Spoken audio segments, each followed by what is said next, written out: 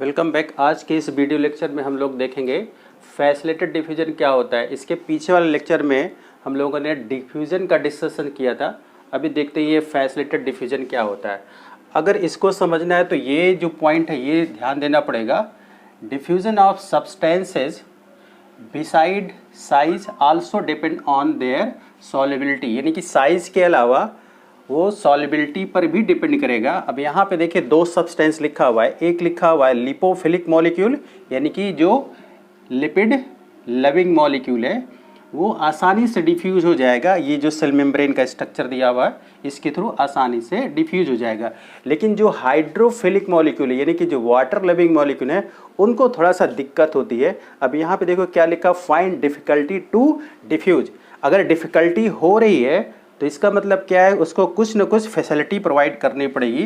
तो यहाँ पे देखते हैं hence there diffusion needed facility. अब ये जो फैसिलिटी है कौन प्रोवाइड करेगा, सेल मेम्ब्रेन की प्रोटीन ही प्रोवाइड करती है। अब ये जो पॉइंट है इसको यहाँ पे समझने के लिए इस प्लांट सेल का स्ट्रक्चर देखते हैं।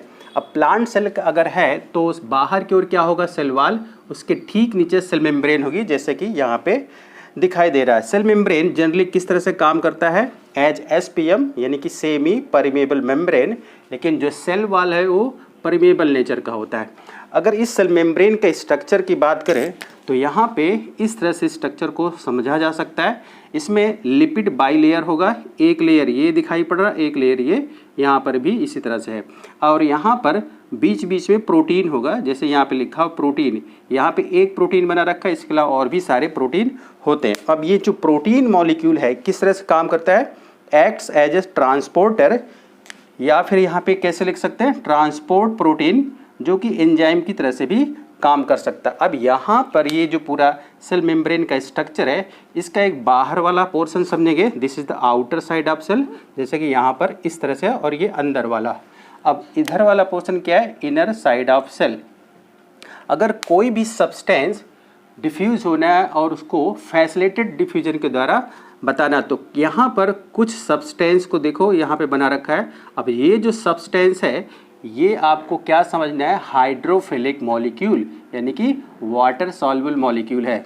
अब यहाँ पे इस साइड में कितने मॉलिक्यूल, 1 2 3 4 5 6 7, यानी कि हाई कंसंट्रेशन है। अगर इधर के कंपैरिजन में देखें तो यहाँ पे जैसे कि एक दिखाई दे रहा है। सबसे पहले क्या होगा, ये जो मॉलिक्यूल है यानी कि हाइड्रोफिलिक मॉलिक्यूल है इससे बाइंड करेगा, फिर ये रोटेट करता हुआ इस तरह से अंदर की ओर रिलीज हो जाएगा।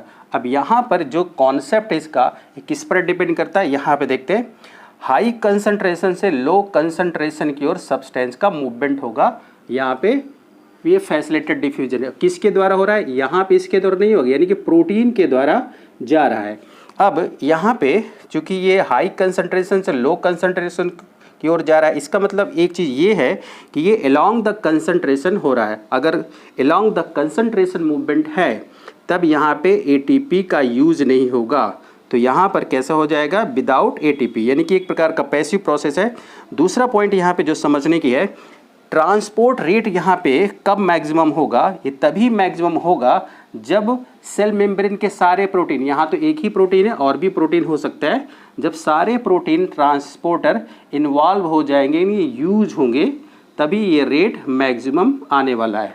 अब ये एफडी यानी कि फैसिलिटेड डिफ्यूजन बहुत स्पेसिफिक होता है। इसका मतलब क्या है, FD allows the cell to select substances for uptake, यानी कि सबको या हर तरह के मॉलिक्यूल को ये डिफ्यूज नहीं करेगा, कुछ सिलेक्टेड मॉलिक्यूल को डिफ्यूज करेगा, इसलिए यहाँ पे इसको वेरी स्पेसिफिक बोला गया। अब इसके आगे वाला पॉइंट क्या समझना है, एफडी इज इनहिबिटर सेंसिटिव, यानी कि अगर कोई इनहिबिटर मॉलिक्यूल आ जाता है तो ये प्रोटीन के साथ अटैच हो जाएगा, तो फिर क्या होगा, ये जो एफडी होगा वो रुक जाएगा। तो देखते हैं यहाँ पर क्या लिखा हुआ है, inhibitor can binds to protein side chain, thus FD can be stop, यानी कि अब रुक जाएगा।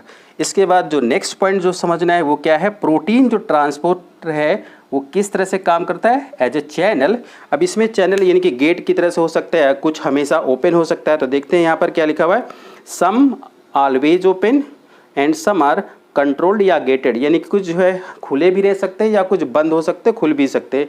तो यहाँ पे ये करेक्ट इनकरेक्ट के लिए पूछा जा सकता है नीट में।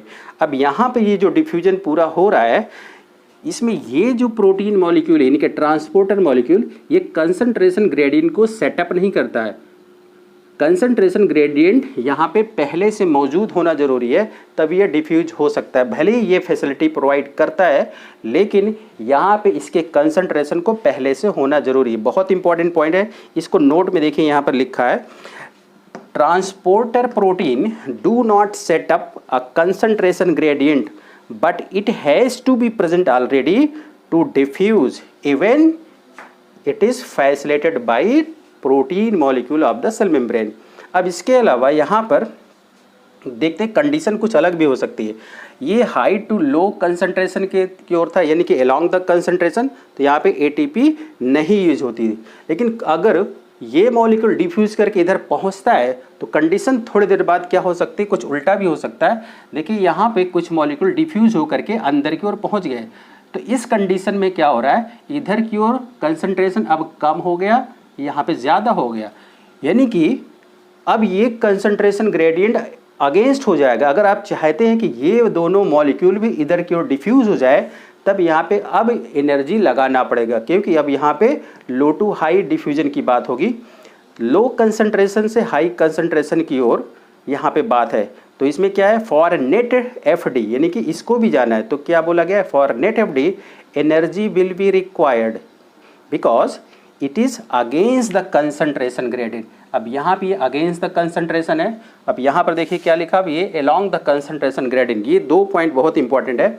अब यहाँ पर कुछ पोरिन्स और एक्वापोरिन्स का भी इसमें बहुत इंपॉर्टेंट रोल है। अब ये जो डायग्राम दिया हुआ है, देखिए यहाँ पर 1 2 3, ये तीन यहाँ पे प्रोटीन मॉलिक्यूल या ट्रांसपोर्ट मॉलिक्यूल बने हुए।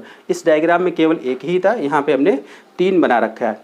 अब जो यहाँ पे ये फैसिलिटेड डिफ्यूजन है, इसके ट्रांसपोर्टर मॉलिक्यूल कई तरह से हो सकते हैं। ऐसा हो सकता है कि केवल एक ही मॉलिक्यूल डिफ्यूज करे जो किसी दूसरे मॉलिक्यूल के ऊपर डिपेंड ना करता हो। जैसे ए इस साइड में चला गया, then it is called uniport. ऐसा भी हो सकता है कि ये जो है एक इधर की ओर जा रहा है, तो उसके साथ में दूसरे साइड में आना चाहिए, यानी कि ये डायरेक्शन देखिए उल्टा हुआ है, दिस इज़ द एंटीपोड।